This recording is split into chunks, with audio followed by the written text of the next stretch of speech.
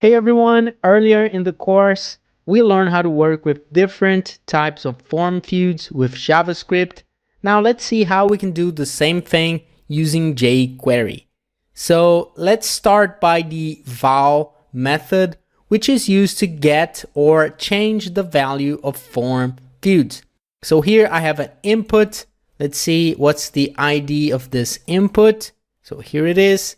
Let's go to Visual Studio Code. And now again, let's create a variable. I'm going to call it content input. So let's go back to our page. As you can see, I already have something written here. This is not the placeholder. This is actually the value. I can write it again just to make sure. So here's my name. So going back here, let's use jQuery to select this element. So let's use the ID, and then let's use the val method. And again, as you can see, there's a logic behind jQuery. So pretty much everything we do is very similar. So we are not passing anything, any argument here. So what it's going to do is just getting the value for us. So let's do console.log, and let's see what we have inside this variable.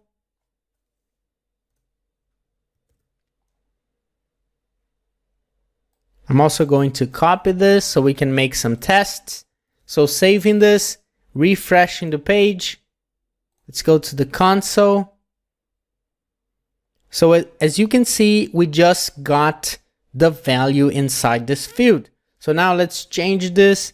I'm just going to change this to John Doe, for example.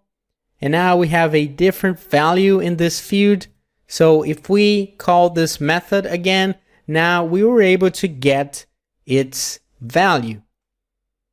So now following the same logic, if we pass an argument instead, so I'm just going to pass a name, so Peter Green, for example.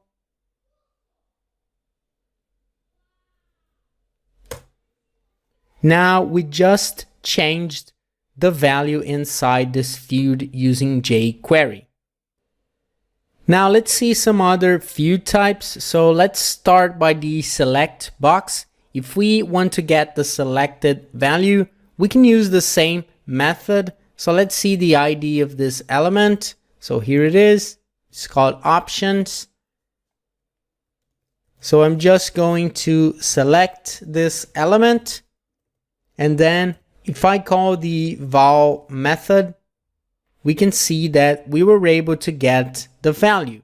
This is OPT1 because as you can see, one thing is the text inside this element, so the HTML content, and one thing is the value. So what we did now is just getting the value.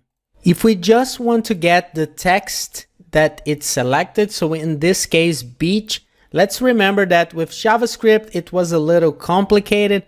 We needed to get the index and then just select the option and get the inner HTML.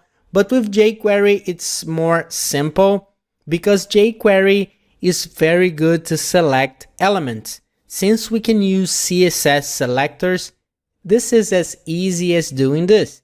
So let's just get the options element. And now inside it, if we add a space here, then we are selecting the children of this element. So the children of this element are the option elements. And then we just want the one that has the selected attribute.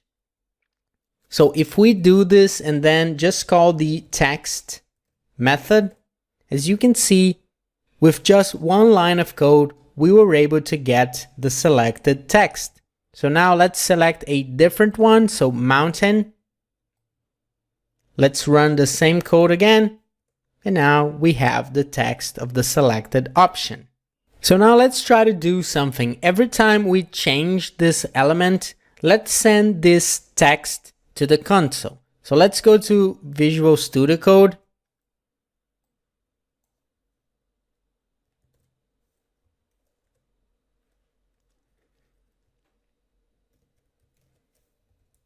So here we have that options element. So we are going to track the change event. So in jQuery, the name of the event is not onChange, but change. So change. And again, this is a method. So open and close parentheses to execute the method, semicolon to end this statement. And inside here, we need a function. So function, open and close parentheses, open and close curly braces. And inside here, what we want to do is just getting the value every time it changes. So let's create a new variable called new value. And going back to what we've just done. So let's get this selector.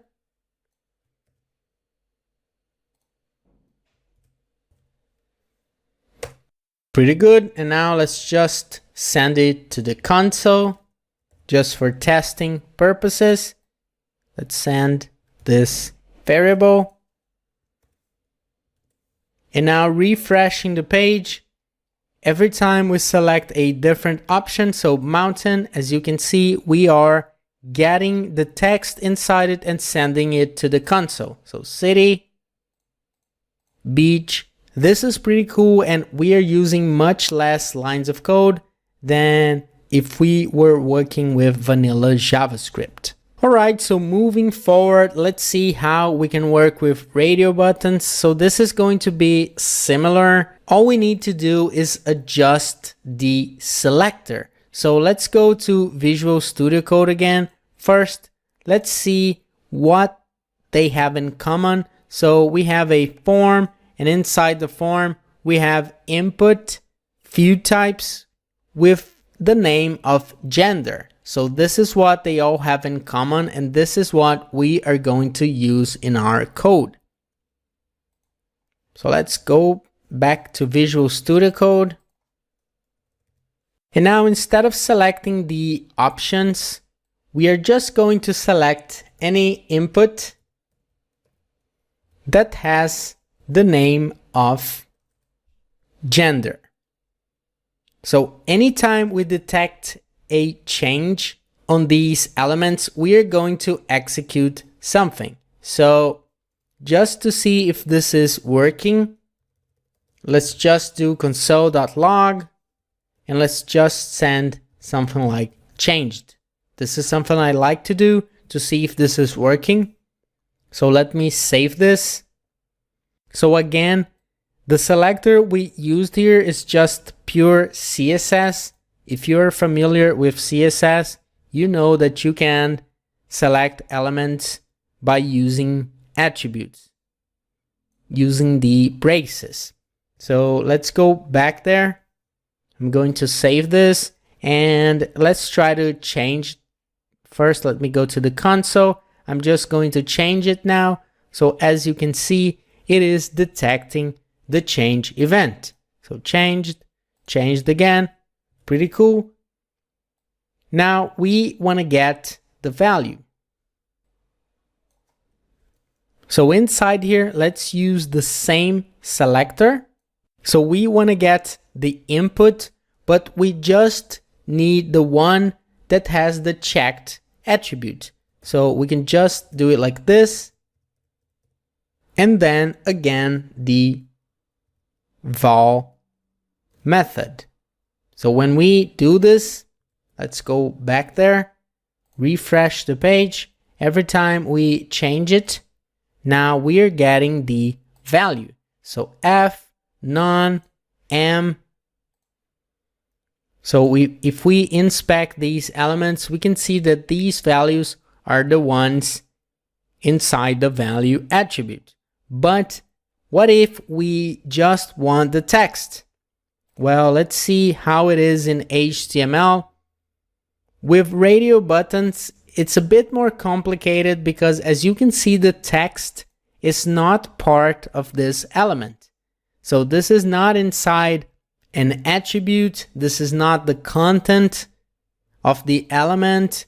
Maybe it's a little bit better to see it in the HTML file. So let's just go to this file. So jQuery forms.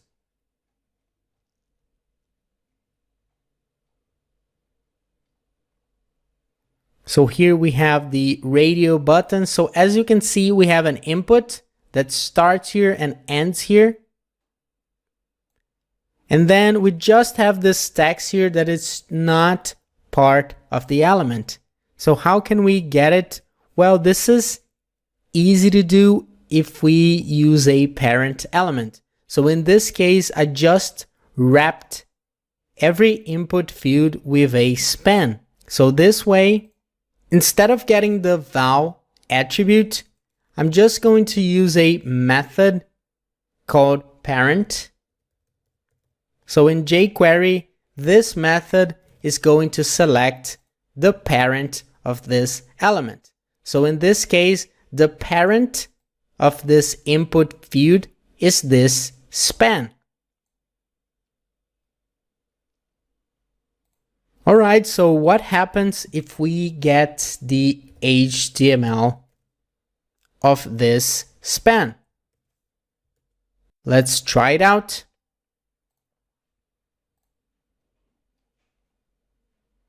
So when I click a different one, as you can see, we are able to get all the HTML inside this span. But this is not what we want. We just want this value. How can we do this? Well, let's remember that we also have the text method that is just going to ignore any HTML tags. So it is just going to ignore all this, which is exactly what we need. So instead of using the HTML method, we are going to use the text method. So when we do this, now when we change values, we can see that we were able to just get the text that is next to these input fields. So male, female, and not informed. So now let's break this video into two parts because I don't want it to get too long. Now I want to talk about checkboxes, which is going to be similar, but since we can choose multiple items at the same time, I think it's better to talk about it in a separate video.